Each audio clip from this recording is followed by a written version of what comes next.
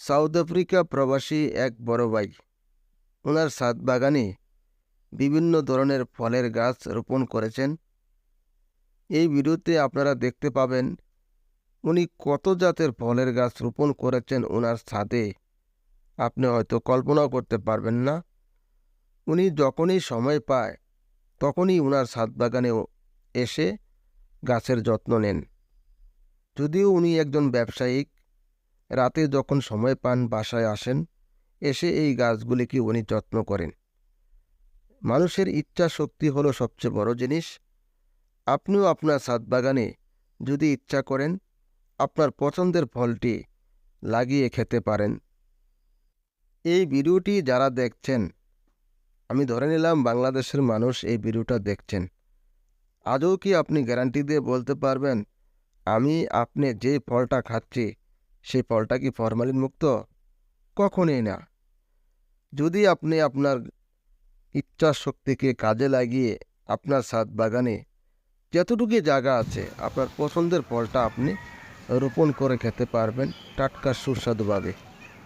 কারণ আমাদের দেশের এই ফলের অবস্থা কি আর বলবো, বলার মতো কোনো ভাষা নাই।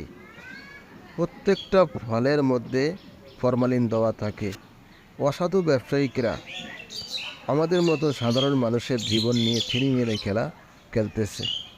ভাই, একটু কষ্ট করেন না ভাই। আমি ধরে নিলাম আপনি সময় পান না, সারাদিন কর্মে ব্যস্ত থাকেন, রাতে তো বাসায় আসেন।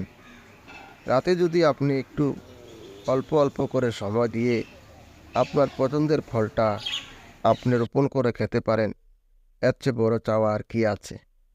আর আমার এই সাউথ আফ্রিকা প্রবাসী ভাই ওনার পুরাটা বাড়িয়ে উনি বিভিন্ন জাতের ফলের গাছ রোপণ করেছেন। আপনারা কিন্তু দেখতে পাচ্ছেন এক এক করে। আমি আপনাদেরকে ফলের নাম নাই বললাম, কিন্তু আপনারা গাছ দেখলে তো চিনবেন। এটাই আপনার কাছে আমি দেখানোর চেষ্টা করছি। এই ভিডিওর মাঝে আপনার কাছে একটা প্রশ্ন রাখলাম। আচ্ছা, আগে যে মানুষের ক্যান্সার হতো বেশি না কম?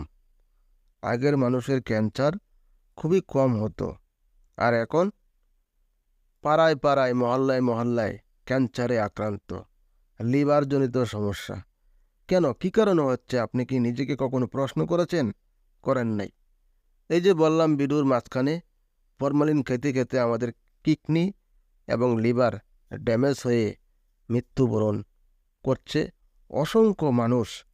এখন প্রতিটা পাড়ায় মহল্লায় ক্যান্সারের রোগী, লিভারজনিত রোগী আক্রান্ত আছে। শুধুমাত্র অসাধু ব্যবসায়িকের কারসাজির কারণে আমাদের অনেক প্রিয়জনকে আমরা হারিয়েছি এই ফরমালিন ফল খেয়ে।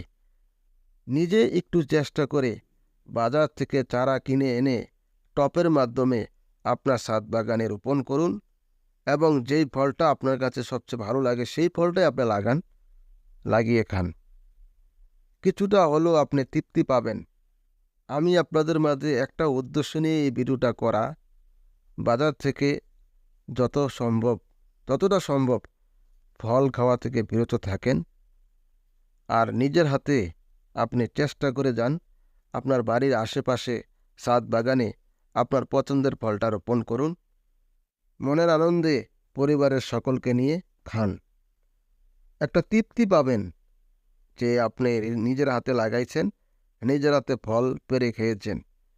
আমার এই ভিডিওটা করার একটাই উদ্দেশ্য ভাই, ঘুরে ফিরে এক কথাই বলি, ফরমালিন ফল বাজার থেকে কিনে না এনে নিজের বাড়ির আশেপাশে ছাদ বাগানে আপনার হাতে আপনার পছন্দের ফল গাছটি রোপণ করুন। সুস্থ থাকুন সবসময়, সেই প্রত্যাশা করে আজকের মতো বিদায় নিচ্ছি।